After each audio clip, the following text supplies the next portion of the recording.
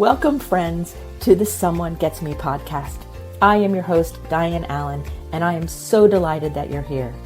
This podcast was created because I believe there is a visionary leader inside each one of us who is waiting to be seen. In each episode of Someone Gets Me, you will hear useful tips from successful visionaries who will share their stories about how being seen has allowed them to take their vision out into the world with action. Identity as a leadership strategy. Hi friends, it's Dianne here at Someone Gets Me, and today I'm talking about leadership as a neurodivergent person, and it's a strategy. Our identity as a leader is a strategy. Now, I'm not talking about the typical parlance or words we would use in the HR world or in the neurotypical kind of generic word of leadership. I've really been thinking about how our identity is our own strategy, that a neurodivergent person has an identity that is dissimilar from the neurotypical by definition, right? So what if we used that identity as part of our leadership strategy? Instead of masking it and pretending like we're not different by design, that things aren't the way they are, what if we stopped hiding our real nuance and our real way of doing things? What if we stopped editing ourselves cognitively and emotionally in order to fit into culture and systems that are most likely already outdated anyway?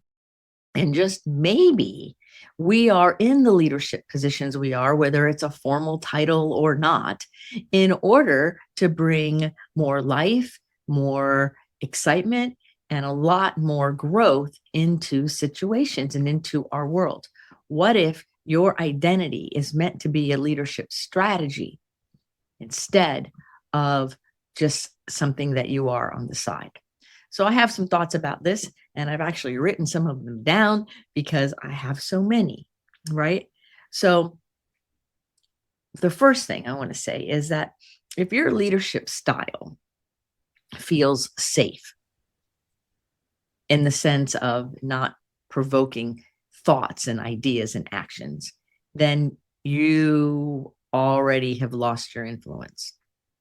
So I'm talking about a safety different than psychological safety, which we will get to here shortly. But if you feel safe, like you're within confines, kind of like safe, then most likely you're masking or hiding or editing some of who you are.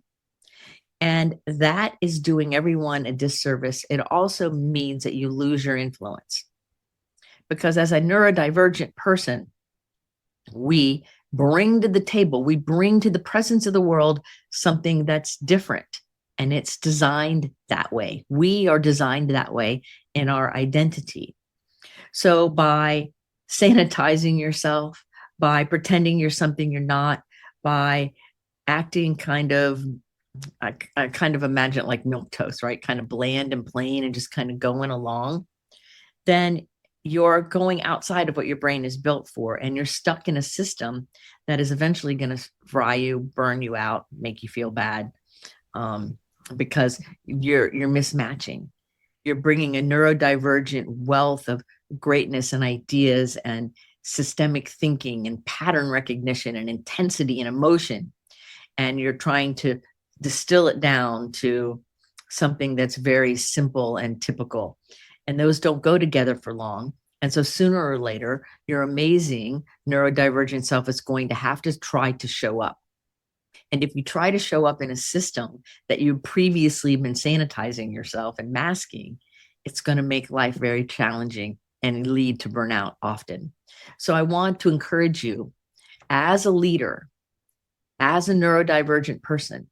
And here's how you know you're a leader. You know you're a leader if people come to you for advice or ideas. It doesn't have to come with a title. In fact, I help people all the time that are leaders that don't necessarily have the title because people go to them, right? It's happened to me in other situations I've been in where I was not the leader of the group corporately, but yet everyone came to me, including the named corporate leaders, because I had the neurodivergent leadership skills. Now, those words weren't really available to us back then, but that's what it was when you look back at it. So we want to make sure that we're using all parts of us in our leadership, whether it's professional or personal or formal or informal, right? And so what parts of you have you been kind of hiding or tucking away just to try to make it in the system that you're in? And that difference is trying to come out, right? So what parts of you have you done that with?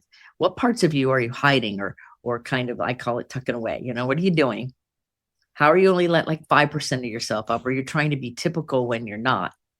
Because that's a recipe for burnout and upset and discord and all kinds of issues and physical health problems too. We don't want to have those. We want to let your real gift show up. And so if you're in a system that's not built for and not friendly for neurodivergence and different kinds of thinking strategies and leadership styles, then you want to evaluate that. And hopefully the system you're in will start to grow as you grow and you start to say, you know something, I'm going to be me. I'm going to let me show up. And that doesn't mean it's with anger. It doesn't mean it's in people's face, but it means that it's time to stop hiding. It's time to stop playing small. It's time to stop sitting in the cheap seats. It's time to be the leader, because you are meant to lead, whether it's leading your own life, leading your family, leading a group. We are meant to lead. We are meant to stand in our authority of who we are and do what is right. So have you been tucking any parts of yourself away? Have you been hiding any parts of yourself? Like, be honest. Be honest, because that's the first step in being able to change, is say, oh, wait a second, I've been hiding something. I always ask myself, what am I tolerating? Because sometimes I can tell I'm hiding a part of me because I'm tolerating something about me or about the situation that it's not necessarily bad, but it doesn't work. It kind of rubs me funny. And so there's a big cost to this. There's a big cost when you edit yourself and you hide parts of you and you mask parts of you and you deny parts of you. There's a big cost. And for me, the number one big cost is burnout. Yeah, we get burned out. We can go about 2 years or so, and then pretty soon we're burned out. We're tired. We're weary. Our insides don't know what to do. We don't feel good. All of those things.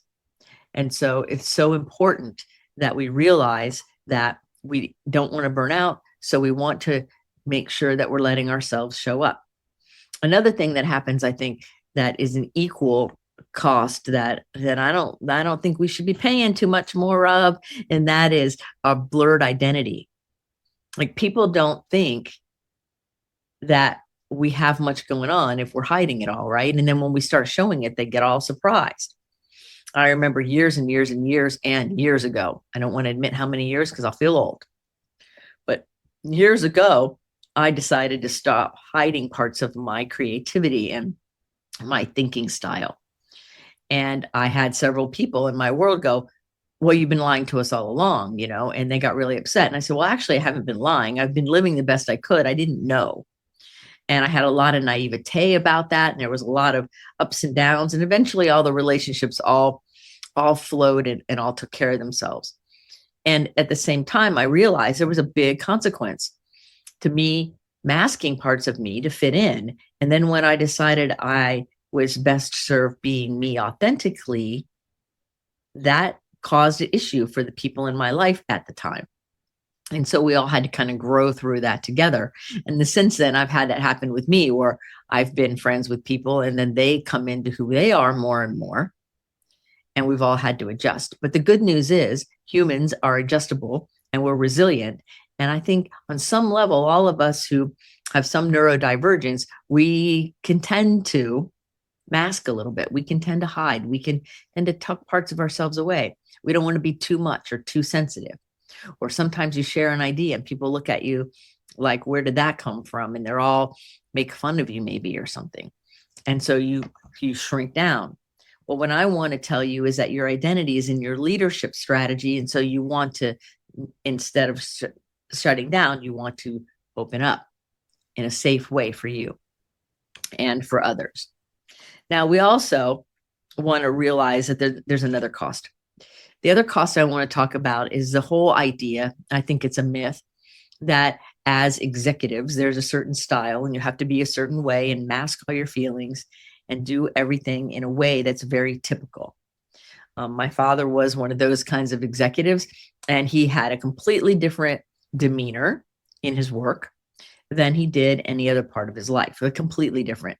And because he was playing the role of the executive. And I remember at one point him telling me, say whatever you want to people so that you can do whatever you want and still do whatever you want. Just give them the answers they want to hear and then do what you want to. And I remember questioning that, thinking, well, that doesn't sound very authentic or honest. And I was being taught that that's how you are in the typical leadership role. Thankfully, I didn't learn that, because I think our leadership is a strategy, and our neurodivergent way of doing things that has gumption and oomph and spice and excitement to it brings a whole lot to the table. And that's why sometimes, even not as the leader that is named on the plate on the door or at the corner office, sometimes you're the leader on the fringe. You're the leader on the outside, helping people see who they really are and contributing in a way that really matters. I also want to talk a little bit about that there's a lot of opportunities that get lost. When we hide who we are and we mask ourselves or we tuck ourselves away, then we lose opportunity for innovation. We lose that opportunity because we're too busy hiding behind this facade or this idea that we think is who we're supposed to be. But if our leadership is a strategy and we're going to stop editing ourselves, then we're going to begin to realize that there's been a lot of opportunity lost, a lot of innovation lost along the way when we were editing and hiding and tucking ourselves away. So I want to encourage you to bring yourself to the table in a healthy, responsible way. So sometimes people go, oh, I can come out and be, oh, my quirky neurodivergent self. Well, that's true. And you also have to pay attention to the audience, right? You have to pay attention to how are you going to be received and how are you going to receive yourself. So there's more than one person. There's more than one player here. And when you're hiding yourself, you're cheating everybody. Everybody loses when you hide yourself. So when you hide that brilliance, when you kind of distort it, when you twist it away, then everyone loses. The whole team, including you, lose. Now, maybe that team is your family and you're holding them back. Or maybe that team is you, yourself, and you, right? You used to say that all the time, me, myself, and I'm the team. Or maybe it is a work situation or a volunteer situation. It doesn't really matter, but the situation. But what it does matter is that when you hide yourself, you're cheating yourself and everyone else. And if you look in your soul and you ask yourself, is it okay for me to be cheating everyone around me by playing small? The answer is probably no, it's not okay.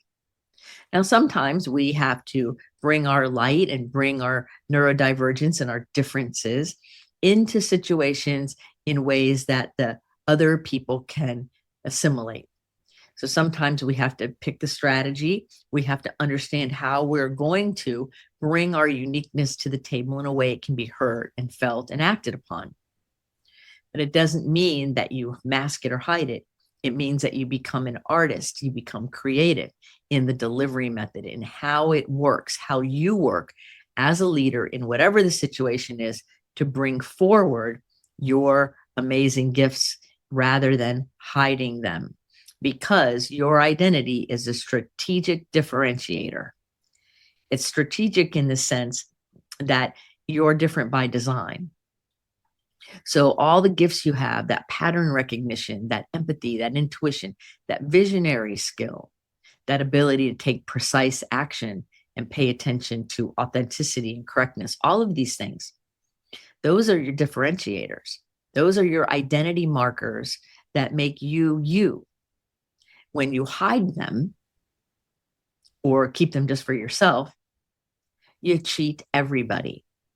So I want to encourage you to bring your identity to the table, out into the world in an ethical, moral way, allowing yourself to be vulnerable, in that way. Now, vulnerability and authenticity give you a creative edge because people may not always understand you right away, or they might look at you a little funny, but they learn to respect you when you have clear and healthy boundaries and you stand in your authenticity and your authority of who you are. When you do that, and your identity is that strategic part of you, then people begin to respect you even more. And then you build your own higher self-respect and confidence.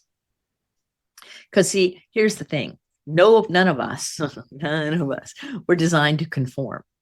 In fact, it's funny because a lot of people over my life think I'm the conformist person, and I'm really not.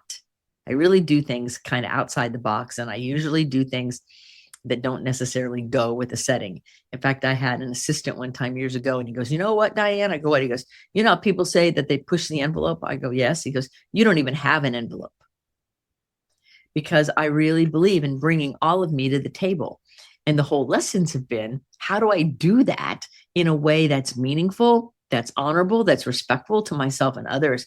And how do I navigate this often insensitive world as an intensely sensitive, neurodivergent woman? Like, how do I do that?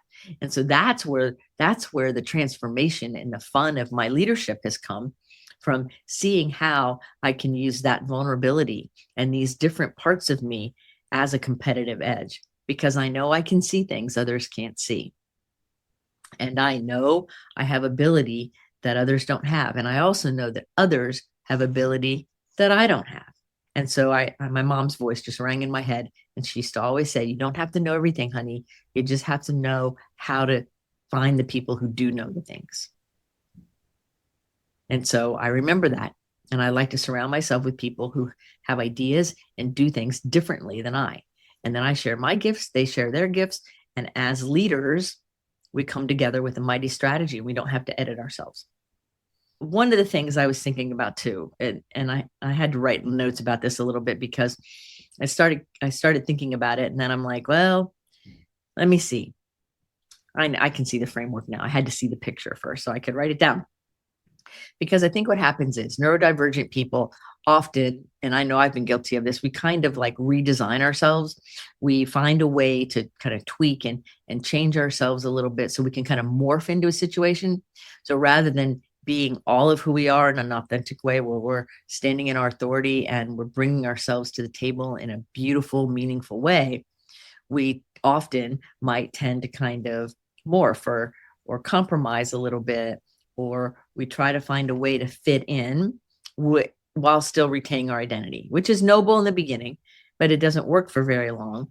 And so when we live in a framework where we can do that, where things are delineated down into something very small and easy, that sometimes we lose some of our gifts, right? We lose the ability to bring them to the table. So I have a new kind of framework that I kind of came up with, and I call it the no compromise architecture.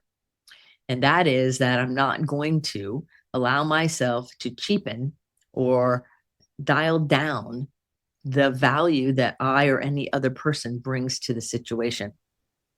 And so the first part of my little message is a triad, like a three-legged stool, is to pay attention to who the other people are on the team, along with myself, because there's always people on the team, whether they're in the room or if it's in a company or in my family or friend group or whatever, there's always other people involved.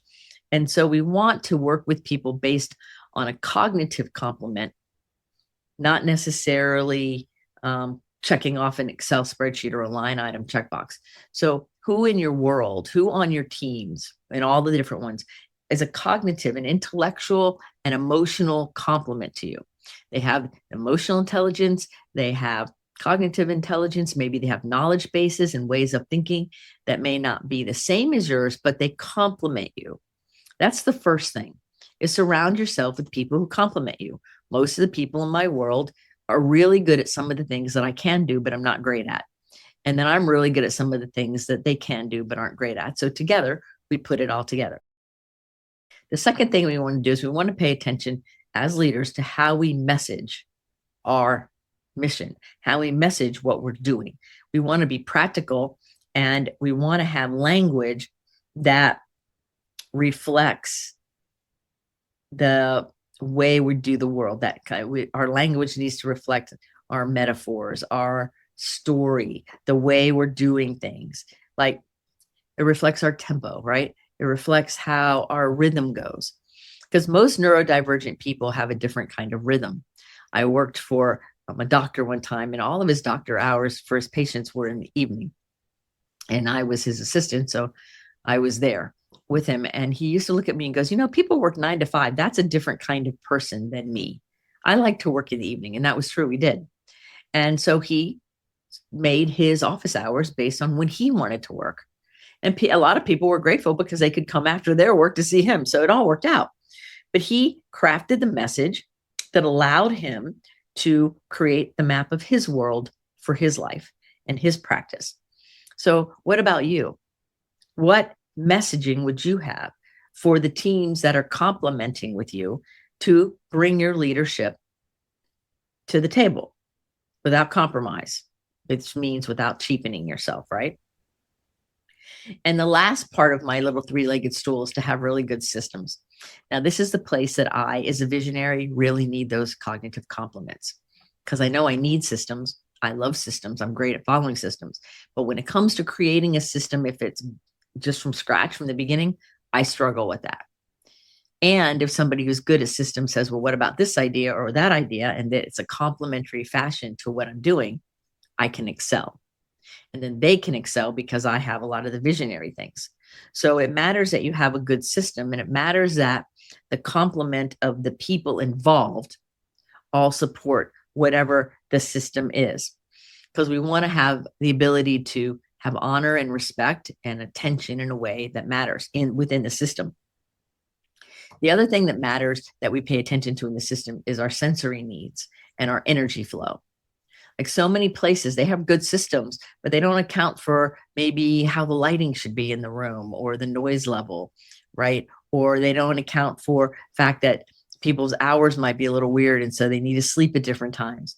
They don't account for the sensory needs of all of us sometimes. And sometimes people don't count for the energy cycles. I have a client right now who goes, but I don't have my creative time first thing in the morning like you do, Diane. I have it later. I said, well, you honor your own cycle. Because my creative time's first thing in the morning doesn't mean that's the only time people are creative. It means that's when I'm creative. So when are you creative? When are you your best? When would you best not be taking a test or doing something that doesn't work for you? What is that going to be? It's really quite fascinating when we slow down enough to pay attention to our own rhythm. Most people's rhythm don't follow the neurotypical workday. They don't. They fit into it because we have to, but that doesn't necessarily mean that's how you have to do it. So you want to look at that. How is that going to work for you? Because there's practical ways that we can remove some of the obstacles. And one of them is to start talking about it and educating people. I was with some friends just the other night walking our dogs, and I had a startle response to something because one of the dogs kind of stepped on my foot and it startled me and went, like that. And everybody's like, what? And they all kind of got all upset, and not upset at me. They just thought something was wrong. I said, no, I just have a strong startle response because I'm neurodivergent. It's okay. No problem. I'm good. And they looked at me funny. And I said, well, because sometimes if somebody isn't educating along the way, other people don't know. And no, I wasn't overreacting for me. It's because I have a sensitivity and a sensory thing. So sometimes it just starts with educating people along the way of how we operate, because each one of us is different and every one of us has a different way of operating. And as long as we're in alignment, mentally, emotionally, physically, spiritually, and socially, as long as we're in alignment, we're on track. And all of us can be in alignment and still doing it a little differently. That's the complement part. We want to have people in our world that complement us. It really helps. So when you build your life around how your own brain works, how your own body works, when you build your life around that, then everything starts coming together. The gel starts working because you're doing your optimum work at your optimum energy times.